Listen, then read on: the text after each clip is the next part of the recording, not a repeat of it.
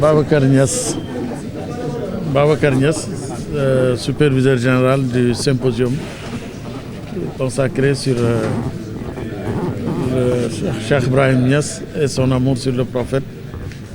surtout à l'occasion de ce Mawlud édition 2019.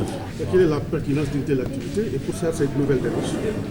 Oui, ce symposium a été introduit dans les activités culturelles et scientifiques du Mawlud du prophète, paix et salut sur lui, en cette édition 2019, pour montrer et marquer la dimension scientifique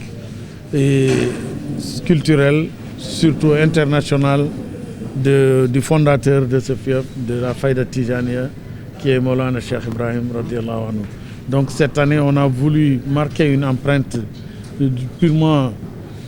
scientifique, mais surtout être au diapason des actualités de ce monde, pour surtout montrer le fait que Cheikh Ibrahim, sa prédication, sa da'wa, a dépassé toutes les frontières, a traversé toutes les frontières et tous les continents de ce bas monde. Donc c'était pour cette édition essayer de marquer le fait que Cheikh Ibrahim, cet amoureux du prophète, paix et salut sur lui, a toujours eu à mettre en évidence l'éminence du savoir et de la science dans tout ce mouvement. Alors, on sait que c'est une nouvelle innovation. Quelles sont les grandes lignes qu'on peut retenir? Oui, c'est une nouvelle innovation et nous en remercions Allah subhanahu wa ta'ala, surtout, et manifestons toute notre satisfaction du fait que cette nouvelle édition qui a été ouverte par l'éminent Cheikh Mohamed El-Amin Ibrahim Niass, qui est le principal animateur du Mawlud. Depuis ce matin, nous avons eu à profiter du savoir d'éminents érudits qui ont eu à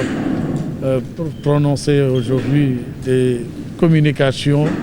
de très haute dimension scientifique pour montrer l'ascendance et surtout l'originalité de la famille de Cheikh el-Islam El-Hajj Ibrahim Niass, en remontant jusqu'au niveau de El-Hajj Abdoulaye le Grand, le fondateur de cette famille Niassène, en fait, surtout qui est l'un des précurseurs de la Tijaniya dans ce pays, qui a eu à très tôt effectuer un déplacement non seulement à Fès, mais qui l'a conduit jusqu'au lieu saint de l'islam.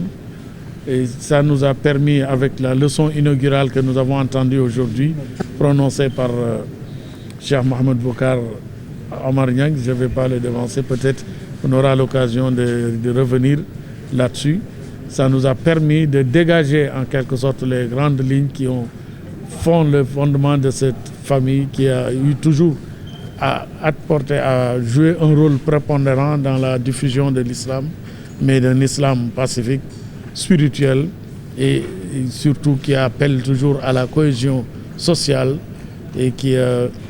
à la stabilité et à la paix dans ce pays.